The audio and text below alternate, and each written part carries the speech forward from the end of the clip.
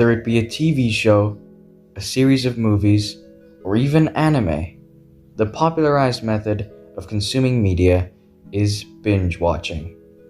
Look, I'm not one of those knights on a holy crusade to shove it down everyone's throats that binging anything is bad and that shows nowadays should go back to airing one episode every new solstice.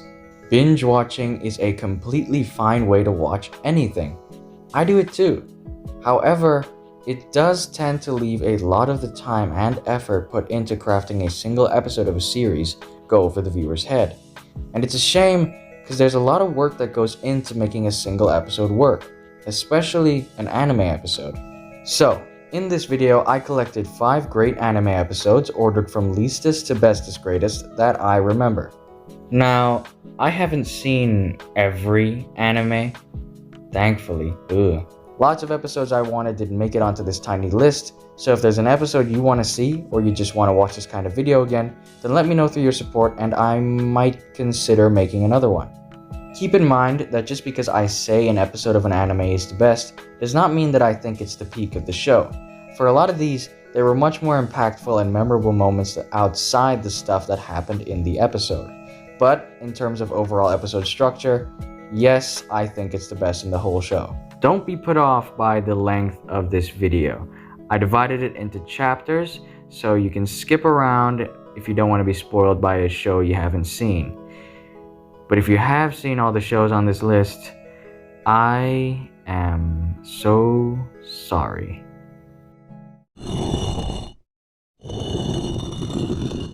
This first one might surprise a lot of you, because although I think this particular episode is good, the show that it's from, in my opinion, is...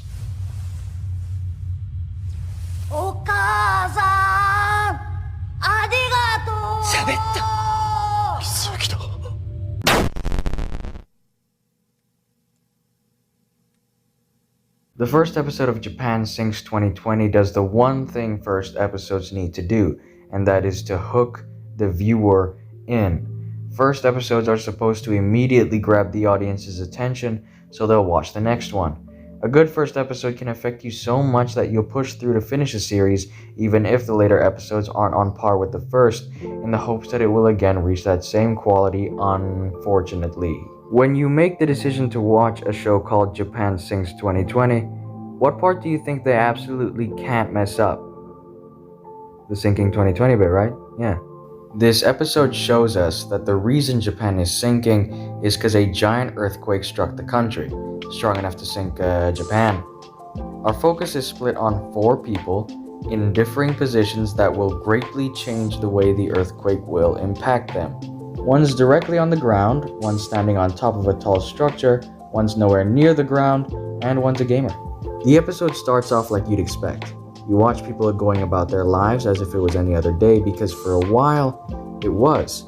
Coupled with the amazing soundtrack by Kenshio Ushio, and the day seems almost beautiful. It's a strange feeling, as you know a disaster will strike, but everyone you're watching stays unaware, and there's no way they could have known. Like I said, it's a weird feeling that I've only ever felt again watching that one video compiling all the American news broadcasts on the day of 9/11. No surprise, earthquake happens, but it's not as bad as we expected. Damage stays to a minimum and it ends quickly. Everything is peaceful again, only problem, there's this freaky Devilman OST playing right now, so we know that's not it. But even with our knowledge, the sheer destruction and chaos this next one causes catches everyone off guard. Obviously, our 4 main dudes are affected and react differently to the situation, and are seemingly doing their own thing for a while until they see some Christmas lights. They go to the location of the lights and all 4 of our guys meet. Turns out they're a family and the lights were a family thing. We're then introduced to other important characters, and although everything seems hopeless, they've got each other, so they know they'll pull through in the end. Oh yeah, I forgot. People are now falling out of the sky. Oh, it's over. Now that is an introduction to a series that'll stick. After all that, you have no choice but to check out the next episode and learn the hard way that in life, you should never be too gullible.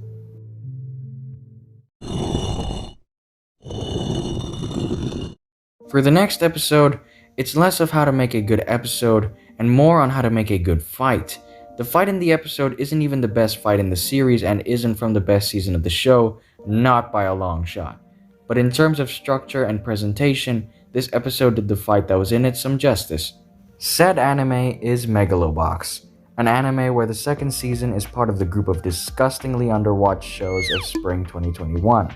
From the get-go, Megalo Box had something different to offer. The art style was made to look like it was created 2 decades ago, and the atmosphere is just so manly.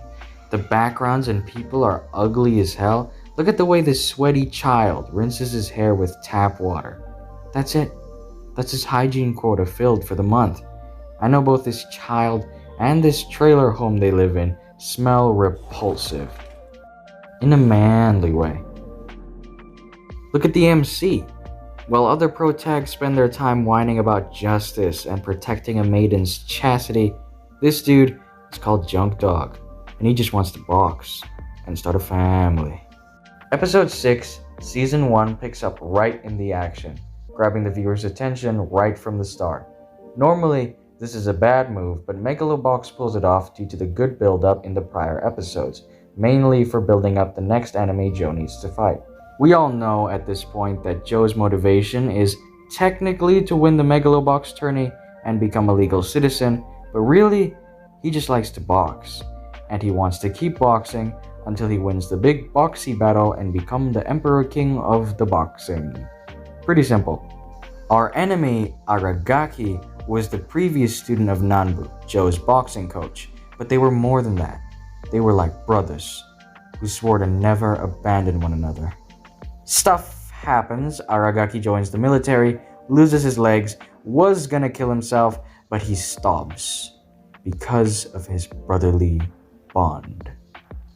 He comes back to find Nanbu, and he's not there due to stuff, but Aragaki's under the impression Nanbu has abandoned him, and seeing Nanbu with a new student has made him thirsty for revenge. He's gonna fight Nanbu's new student. The fight was exhilarating and fun, nothing more to say there. Despite the futuristic gear, I think all their moves were ones you can find in real-life boxing. The real shocker came when Aragaki throws in the towel, ending the match and making Joe the winner. The rest of the episode follows the aftermath of this match.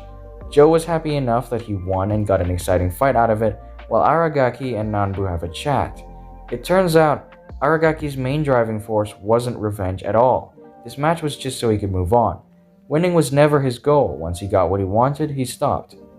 There's fights in the series I enjoyed way more, but I have to say, this episode probably captured the essence of Season 1 the best.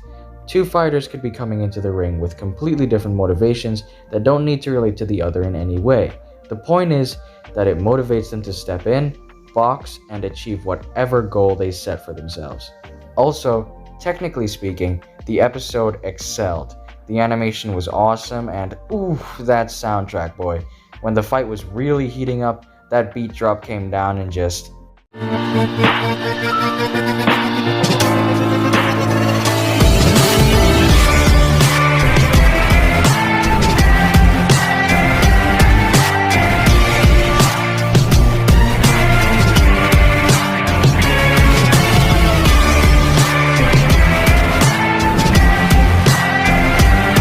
This OST would make anyone want to main Lil Mac in Smash Bros.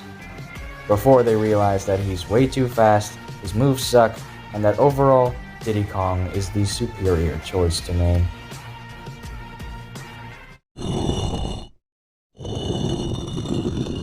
For the longest time, ReZero was in an unfortunate position, with people putting it off due to its outward appearance of just being an isekai Steins Gate. I'm sorry. I'm sure that's gonna be okay. I'm sorry. It's just, I don't understand. Don't compare me with Steins. However, all across Season 1, that perception was pretty spot on, leading to people believing that ReZero was simply a plot-driven show like Steins Gate. This basically means that the main appeal of the show is the plot. You come to see Subaru be put in tough situations and kill himself in different ways to fix it. This categorization works for Steins Gate because it shows about Okabe using time travel to fix different problems with less of a focus on characters because their development is constantly reset. Season 2 showed us that ReZero is more akin to what people call a character study, specifically an exploration on flawed characters who learn to improve themselves. Season 2 demonstrates this idea and helps the show break away from its appearance as the Isekai Steins Gate by having Subaru, for the most part, unable to time travel, so the actions he takes has more weight and the development of the characters aren't reset, for the most part. Episode 4, Season 2 also achieves these two things from the beginning by starting off in the real world. Although it's a simulation, the fact that it's even being referenced to outside the first episode is enough to separate it from the rest of the isekai out there. The increased focus on Subaru instead of keeping him as a stand-in for the viewer also helps in molding ReZero into its own thing. We're then introduced to Subaru's parents and they do some weird monogatari subliminal message junk with peas that no matter how hard I try, for the life of me, I can't figure it out, and I don't care!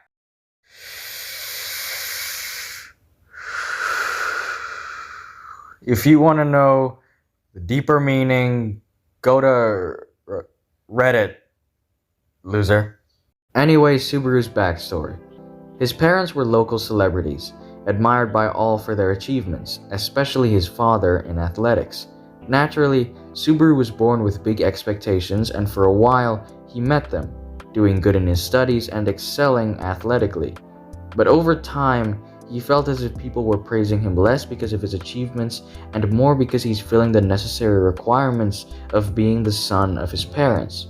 Eventually, his motivation and performance fell, and he started to believe that he's not only not as good as his parents, but not as good as he used to be. Finally, he does that Japanese herbivore male crap of giving up and locking himself in his room for the rest of his life, starting his grand journey down celibacy. I say that as if doing research, scripting, editing, and posting videos about anime is any better. Subaru felt like his parents were letting him do this farce because they gave up on him and that they don't love him anymore. But near the end of the episode, he realizes they did in fact love him all this time and were helping him in their own unorthodox ways.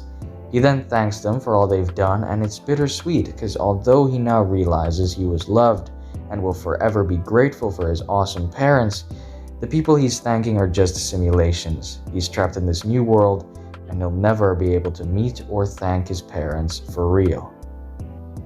This episode ends off with, "Oh my god!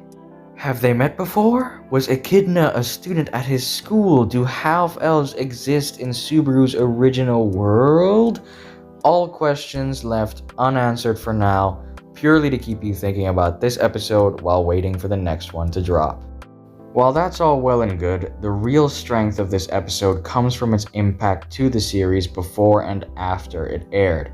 It explains why in Season 1 he seemed to be so unrealistically enthusiastic of being randomly transported to a completely different world.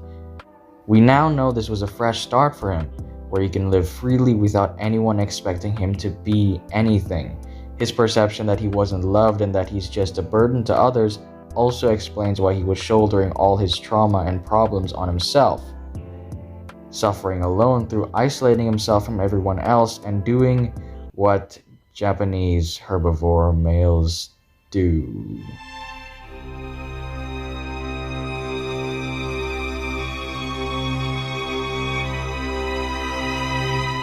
I guess you really are just an insignificant man. Ah, you deserve that.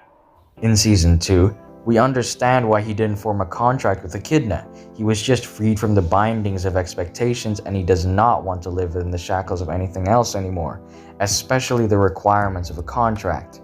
Also why he was a completely different person in the second half, becoming more willing to accept help from others and offering a helping hand to the people that need it. Like seriously, it didn't matter your race, gender, age, what diseases you may be carrying. If you're suffering, he'll help you improve into a better person. Just like that. Slut. Slut! Second to last is an episode so good I managed to remember the name.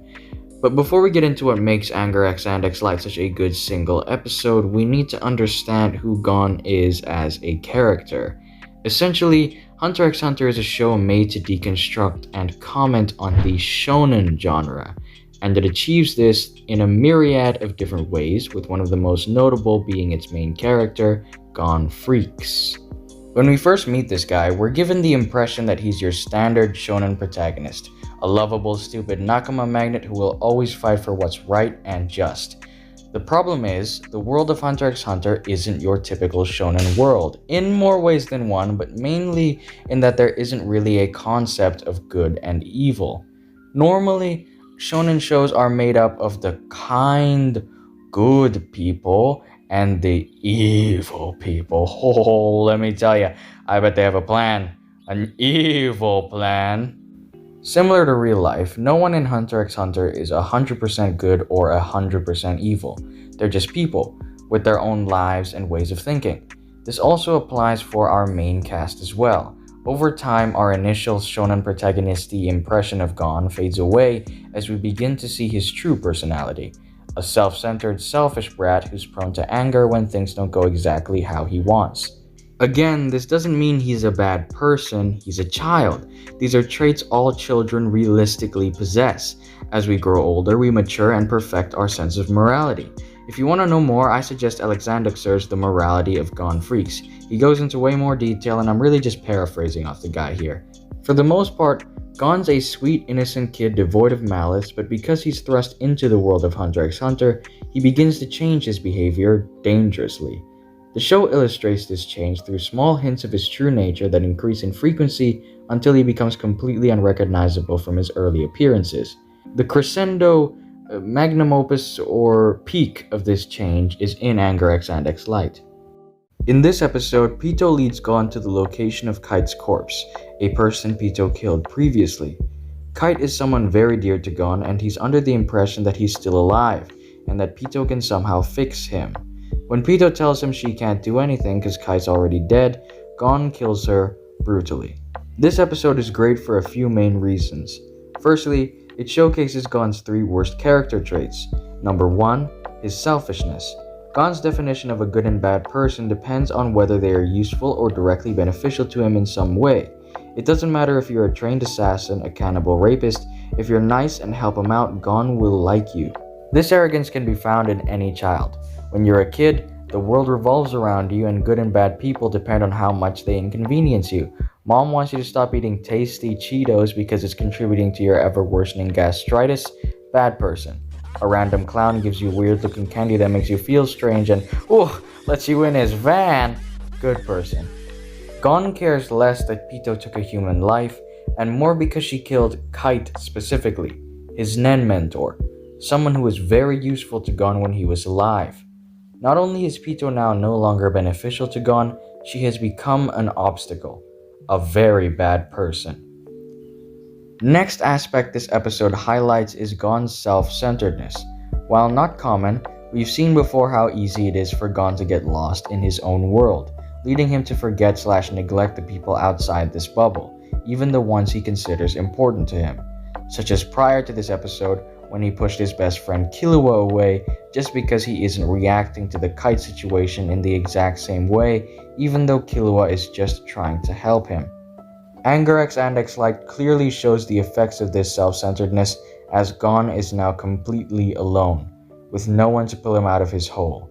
This eases us into the last aspect, his proneness to anger when things don't go his way.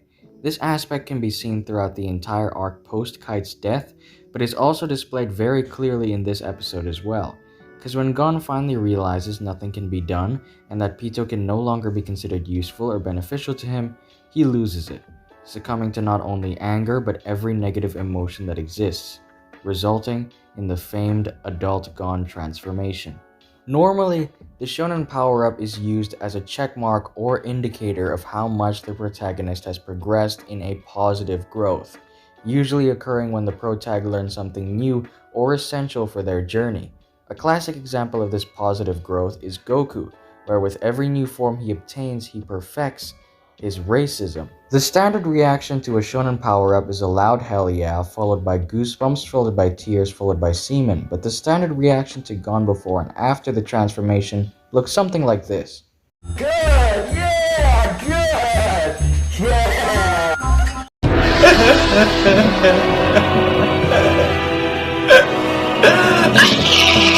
Adult Gon does nothing a power-up is supposed to do. Gon doesn't learn anything, he didn't grow or progress in any way. In this crazed mental state, out of pure strength of will and determination, Gon transforms into the perfect version of himself and possibly the strongest being on the planet just to kill Pito. What would normally feel like a deus ex machina is instead a terrifyingly good example of how this show flips shonen on its head. Gon could have killed Pito without going to such lengths, or he could have used this form to fight Meruem, the main villain of the arc. This transformation was not only unnecessary, but it was a setback, leaving Gon in a near-death condition, and even though Alika cured him, he can no longer use Nen, so he essentially can't fight anymore. It's the one shonen power-up that should never have happened. This episode ends on a bittersweet note. Despite Gon's harsh treatment, Killua is still rushing to save his best friend, and despite Killua's power literally named Godspeed, he was too late. Gon has overexerted himself beyond any help, and all Killua can do is watch.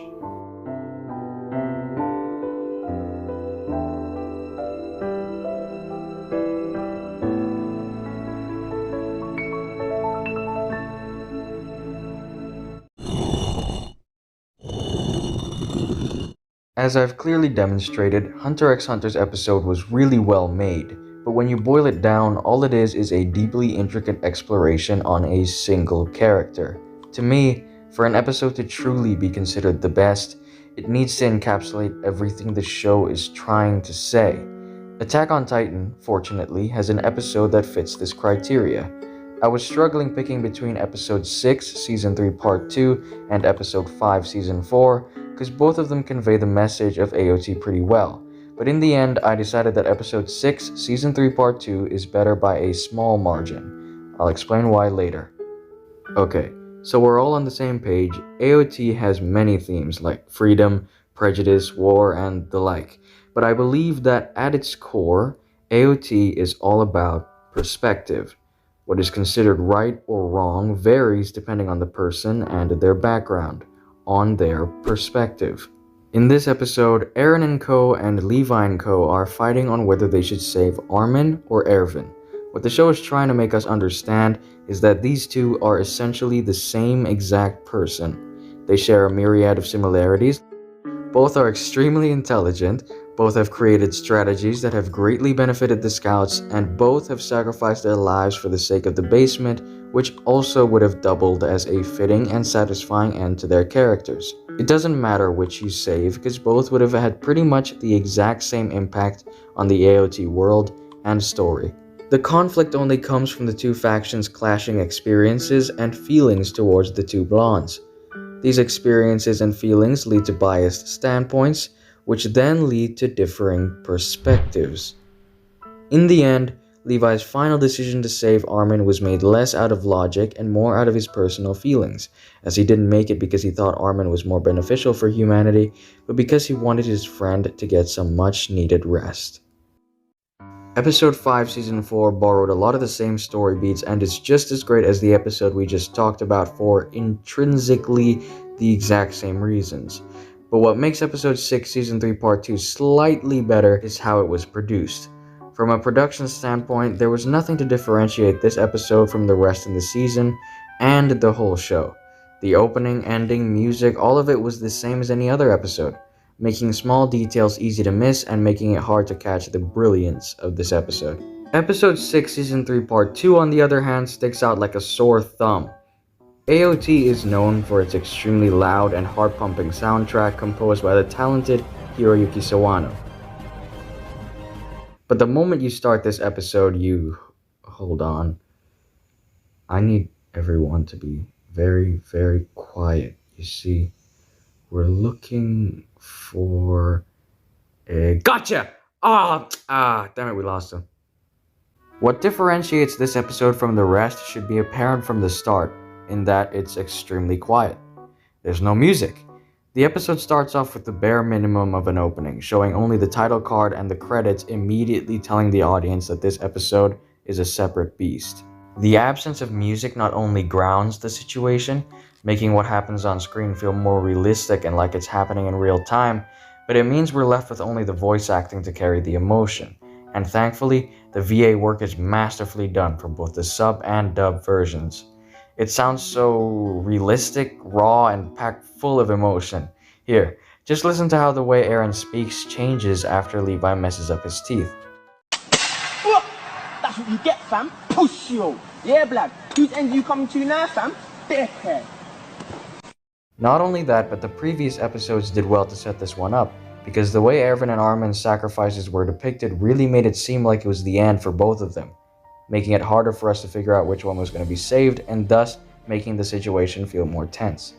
Only once Armin is saved do they play the kinda happy, kinda sad, melancholic track Thanks AT, a surprisingly normal-ish track name coming from this man, which encapsulates the emotion of this scene perfectly and ending off the episode flawlessly as well.